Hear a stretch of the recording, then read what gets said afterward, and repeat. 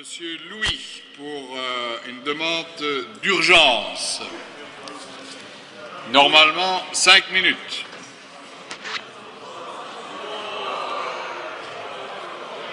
Le règlement, c'est le règlement.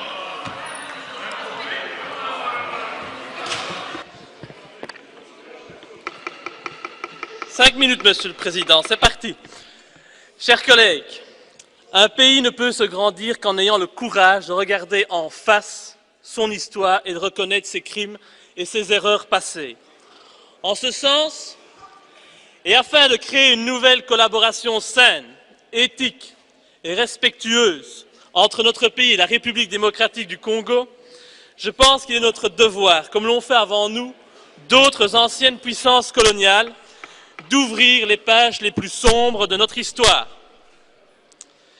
L'heure est venue d'oser regarder la vérité en face, d'oser reconnaître que jamais notre pays n'aurait pu se développer comme il l'a fait, sans avoir pillé les richesses du Congo, sans avoir asservi le peuple congolais. De nombreux bâtiments bruxellois, comme le cinquantenaire, le musée Tervuren, ont été construits avec le sang du peuple congolais. De grands projets, comme le port de Zeebrugge, ont été financés par les richesses du Congo. Le travail forcé imposé par Léopold II, le roi des Belges, avec l'assentiment du Parlement entre 1885 et 1908 ne s'est pas fait sans mal.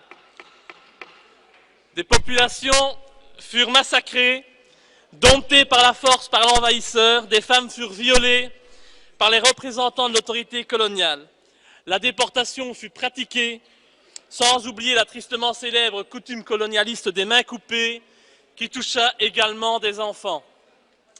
Après le règne de Léopold II, la colonisation a elle aussi fait de nombreux dégâts et de multiples victimes. Au total, notre pays est responsable de la mort de 10 millions de Congolais, ça mérite un peu de respect. Un des plus grands génocides du monde. Ces chiffres furent évoqués, pas par moi, mais par une commission officielle du gouvernement belge en 1919.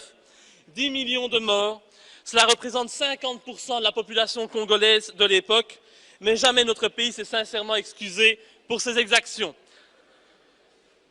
Bien sûr, le comportement brutal des colonisateurs était monnaie courante à cette époque, mais ces éléments ne changent et n'excusent en rien les faits qui ont été commis par des représentants de la Belgique avec l'approbation claire et ferme du souverain de l'époque, le roi Léopold II. L'ambition de notre roi et le statut qu'il voulait offrir à notre pays ne doivent, c'est pas possible, hein.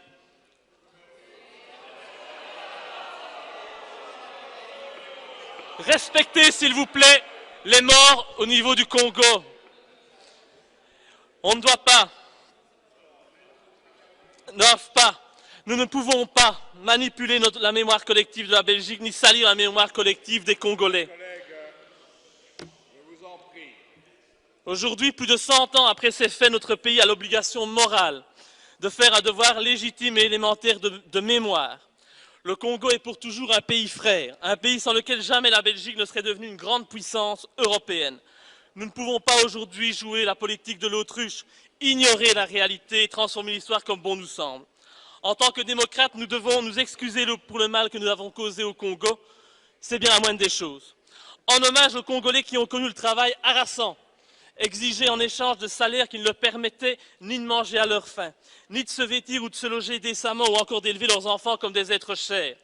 Pour ceux qui ont connu les ironies, les insultes, les coups matin, midi et soir, parce qu'ils étaient des nègres, ceux qui n'oublieront jamais qu'un noir, on lui disait simplement « tu », non pas comme à un ami, mais simplement parce que le « vous » honorable était réservé aux seuls blancs. En hommage à ceux qui ont vu leurs terres spoliées, au nom de textes prétendument légaux qui ne faisaient en fait que reconnaître le droit du plus fort, le droit du colon. Eh bien, pour ces gens qui durent accepter que la loi n'était jamais la même, donc il s'agissait d'un blanc ou d'un noir, pour ceux qui ont connu les souffrances atroces des relégués pour opinion politique ou pour leurs croyances religieuses, comme Simon Kimbangu, exilés dans leur propre patrie, et pour qui un avenir pire que la mort était réservé. En hommage à l'auteur d'une partie de ce texte, Patrice Lumumba, arrêté et tué parce qu'il avait eu le courage de dire la vérité, parce qu'au Congo belge, il y avait dans les villes des maisons magnifiques pour les Blancs et des paillotes croulantes pour les Noirs. Pour tout cela, Pour toutes les souffrances infligées au peuple congolais, je vous demande de ne pas classer cette proposition dans l'oubli. Je demande à tous ceux qui se prétendent les amis du peuple congolais d'accepter au moins d'ouvrir le débat rapidement en commission. Partout dans le monde, cette proposition est soutenue, malgré ce que vous dites, malgré que vous n'écoutez pas, par des millions de Congolais. S'il le faut, nous déposerons une pétition avec des milliers de signatures, mais je compte aujourd'hui faire appel à votre bon sens. Je voudrais aussi faire appel aujourd'hui à la NVA qui flirte depuis un certain temps avec la communauté congolaise, via les actions du sénateur Carvan Low. Il est temps aujourd'hui de poser un geste fort. Les paroles ne suffisent plus et les Congolais vous regardent. Mes chers... J'ai laissé les prolongations. Merci, Monsieur Louis. Merci, monsieur. Non, Monsieur Louis. Vous avez eu... Monsieur Louis. Il ne manque plus que des gens fâcheux, honnêtes et démocrates pour la société. Et pour ça, Monsieur Louis. ni être de gauche, ni être de la majorité, ni de l'opposition, il suffit d'être courageux.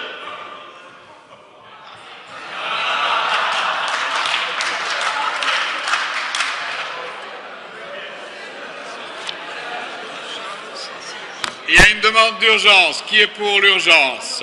Ah bon, meneer Jan Bon. Meneer de voorzitter, er moet mij toch iets van het hart. Ik sta mijlenver af van de meeste ideeën die meneer Louis hier op de tribune verkondigt. En mijn partij ook. Maar iedereen in deze Kamer is verkozen des volks. En ik denk dat wij voor iedereen in deze Kamer een elementaire beleefdheid aan de dag moeten leggen wanneer die op de tribune staat om te zeggen.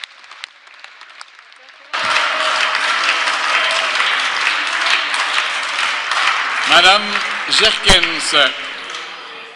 Monsieur le Président, le sujet évoqué est évidemment particulièrement important et c'est vrai que le Parlement a déjà fait un travail sur la responsabilisation de la Belgique dans sa relation avec le Congo. Ici, demander qu'il y ait un travail fait autour de la responsabilité de la Belgique au niveau de la colonisation, c'est également un sujet qui est important. De même que la préoccupation sur la situation actuelle du Congo, et le Parlement se réunira d'ailleurs la semaine après les vacances pour en débattre, mais nous pensons vraiment que traiter ces sujets demande un contexte et une manière de travailler qui soit plus digne que celle-ci. Et donc, nous sommes préoccupés, nous soutenons la préoccupation, mais nous ne soutenons pas la demande de M. Louis. Merci beaucoup. Monsieur d'Allemagne. Oui, merci, Monsieur le Président. Je pense aussi, comme ma collègue, que la question de la démocratie au Congo, la question de l'histoire congolaise sont des sujets effectivement extrêmement importants et sur lesquels il faut pouvoir se pencher. Mais je pense aussi que ce combat pour la démocratie ne passe pas ni par l'insulte, ni par la haine, ni par l'invective, et qu'il faut arrêter d'opposer les uns aux autres et qu'il faut pouvoir effectivement traiter cela comme des bons démocrates et pas comme le contraire de la démocratie, ce qui vient d'être encore illustré aujourd'hui à plusieurs reprises par M. Louis. Merci.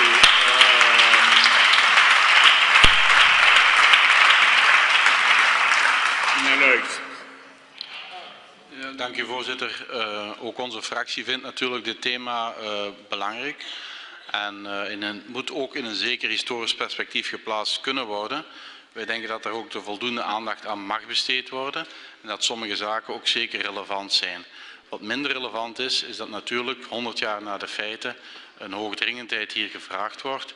Wij denken dat we dit wel kunnen bespreken en dat er gelegenheden genoeg zijn om dit te gronde te doen. Dank u.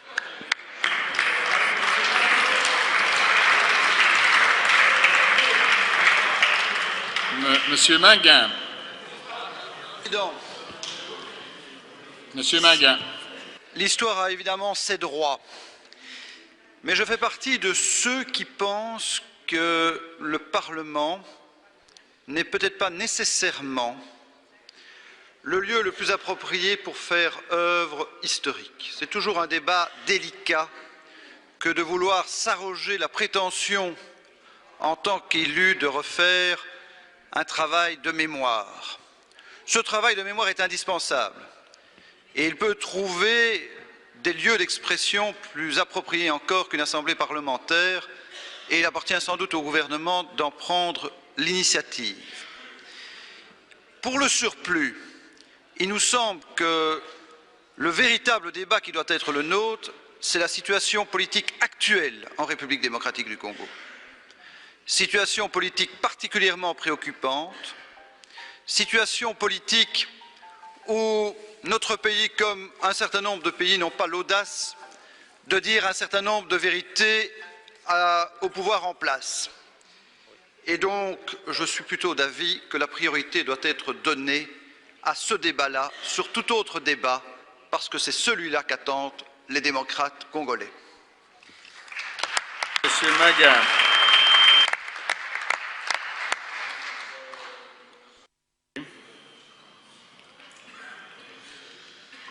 Ben voilà, la prise de position du CDH et des colos pour moi est particulièrement hypocrite. Il n'y a pas à tourner autour du pot.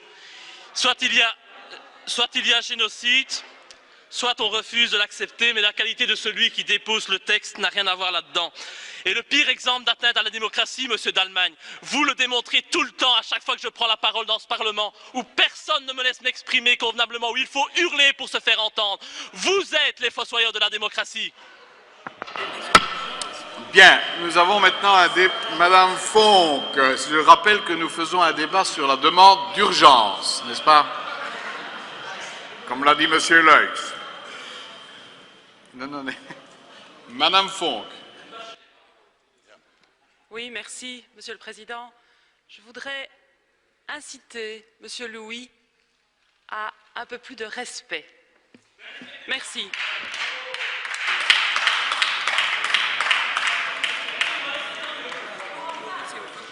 Bien, je vous propose de passer au vote sur la demande d'urgence. Ceux qui sont pour se lèvent.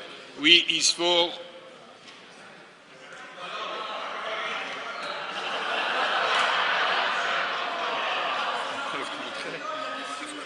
Épreuve contraire.